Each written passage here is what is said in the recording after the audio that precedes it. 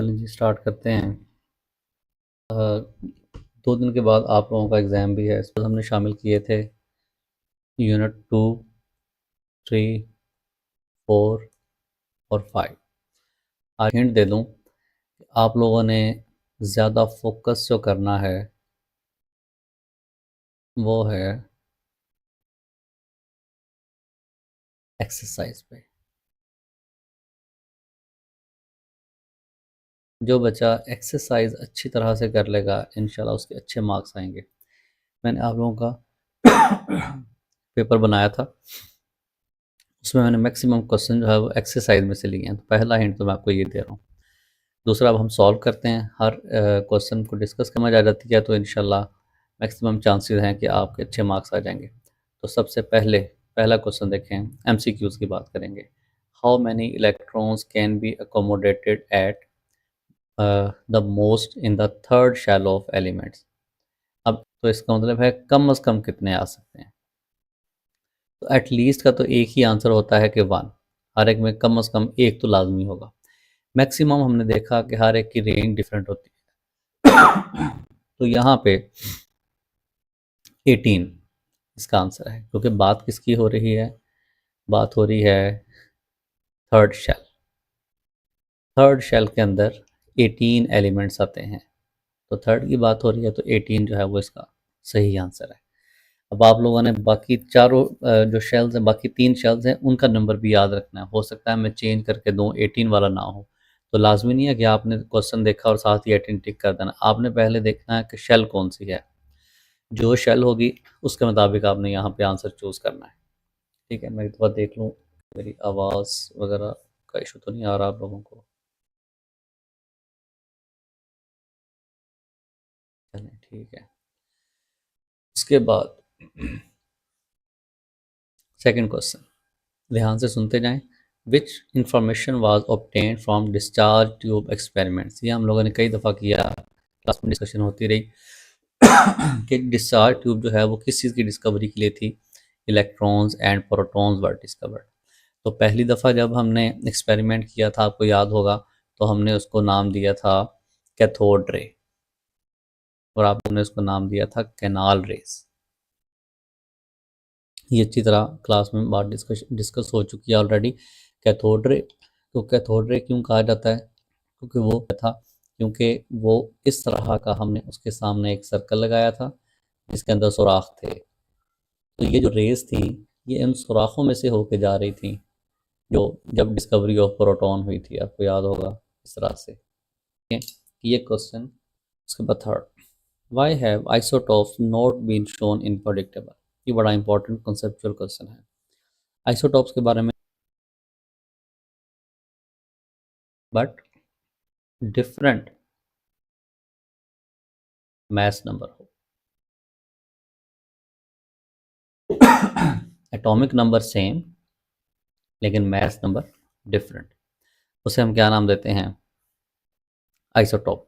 तो आपने देखा कि टॉप्स हैं, तो हमने सिर्फ एक ऑक्सीजन को रखा हुआ है पूरे पीरियोडिक टेबल में, 3 जो एटॉमिक नंबर उसका, इसलिए आइसोटॉप्स को बार बार नहीं लिखा जाता क्योंकि उन सब का एटॉमिक नंबर सेम ही होता है।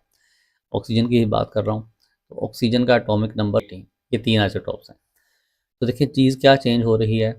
Mess, mess, mess. नंबर क्या है सबके अंदर? सेम। इसलिए एक ही ऑक्सीजन आपको नजर आएगी, 3 नहीं नजर आएंगे। और देखें which particle is present in different number in the isotopes. तो अभी आपने देख लिया।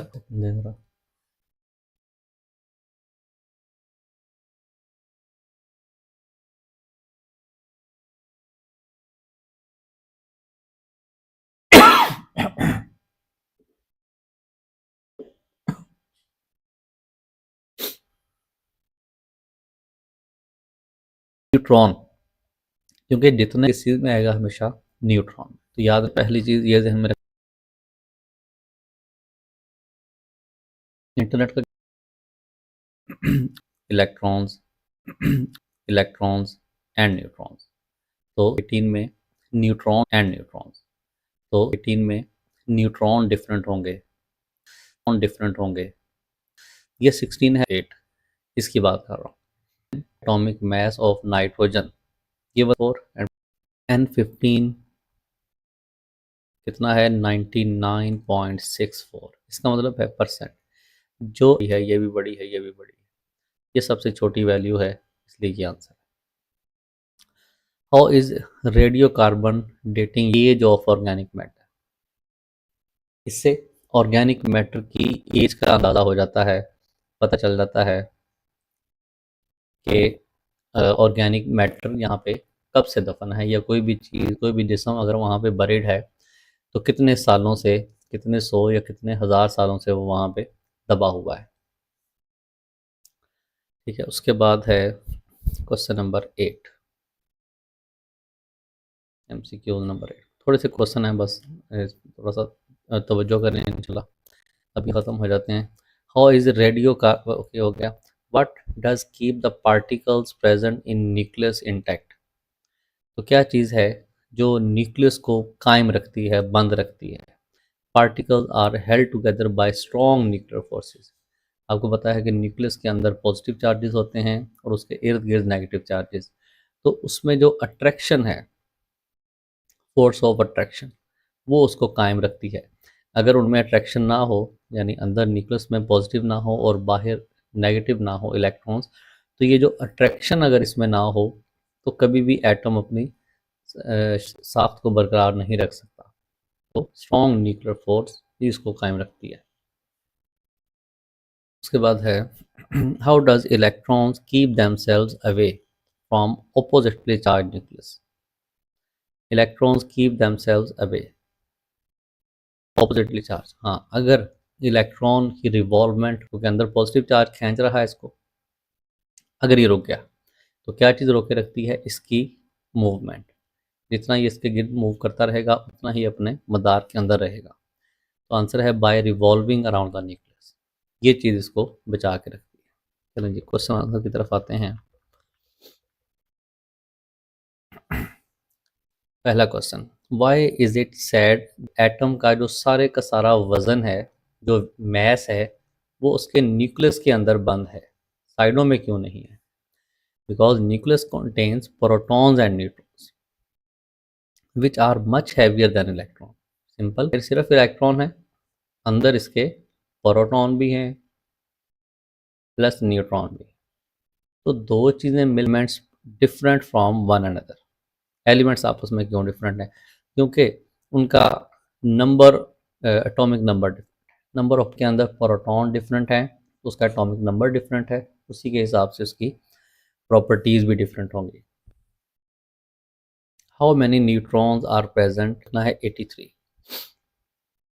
83 neutrons are present, sorry 125 neutrons are present. 83 उसका एटॉमिक नंबर है, 208 में से 83 को माइनस करेंगे तो 125 उसका न्यूट्रॉन है। ये वही कैलकुलेशन है जो हम ऑलरेडी क्लास में कर चुके हैं कि प्रोटॉन की तादाद न्यूट्रॉन के बराबर है, न्यूट्रॉन की इलेक्ट्रॉन के बराबर। तो अगर दो चीज़ें एक बराबर हों तो इसका मतलब है थर्ड को उसमें से माइनस कर दें तो उसकी वैल्यू निकल सकती है। Why is tritium a radioactive element? Tritium क्या था? हाइड्रोजन का एक आइसोटोप।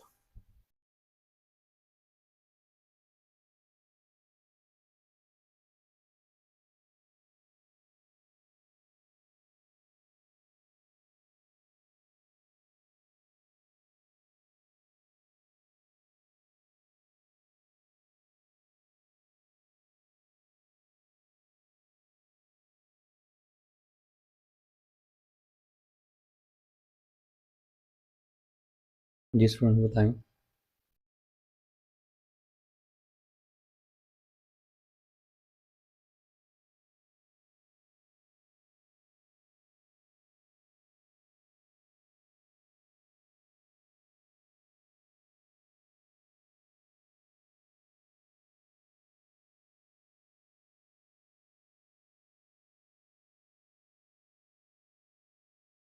चलिए मैं आपके साथ, tritium has one proton and two neutrons making its nucleus unstable.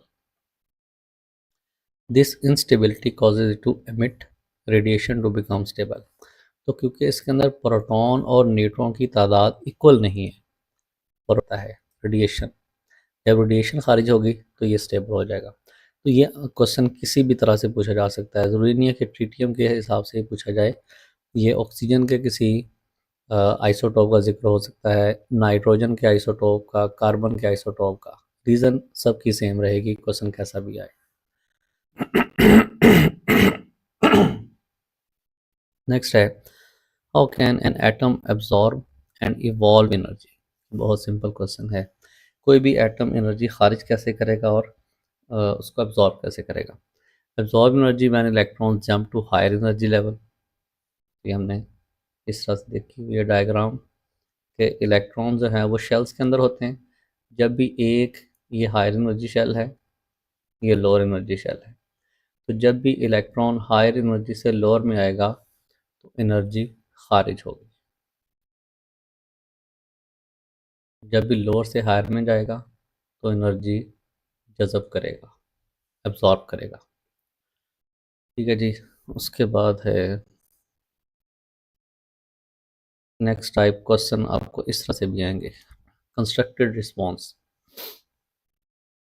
Why does energy of an electron increase as we move from first shell to second shell? इसमें आप लोगों ने वो पूरा ट्रेंड याद रखना है, एटॉमिक रेडियस का ट्रेंड क्या होता है ऊपर से नीचे, और लेफ़्ट से राइट एनर्जी का ट्रेंड क्या होता है, atomic radius, ionisation energy, electronegativity, ये सारे क्वेश्चन हमने किए हुए इस सेंस में, आप लोगों ने को रिवाइज जरूर करना है। अभी क्वेश्चन ये है, why does energy of an electron increase as we move from first shell to the second shell? एक शेल से दूसरे शेल में जाएं तो एनर्जी डिक्रीज क्यों होती है, इंक्रीज क्यों होती है? Because electrons in outer shells are farther from nucleus.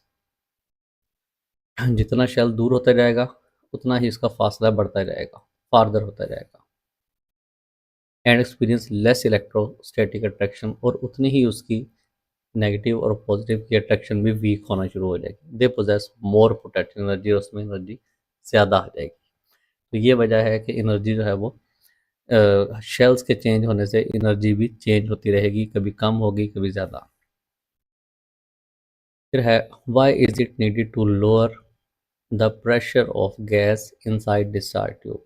कम क्यों रखनी है? Lowering the pressure reduces collisions between gas particles. जितना प्रेशर कम होगा उतना ही उनके अंदर टकराव कम होगा, allowing electrons to travel freely and produce visible discharge, जिससे इलेक्ट्रॉन की मूवमेंट आसान होगी और ग्लो पैदा होगा। उसके बाद है, what is classical concept of an electron, how has this concept change with time. Classical electrons were considered particles orbiting the nucleus like planets, जैसे ज़मीन जो है वो सूरज के गिर्द घूमती है।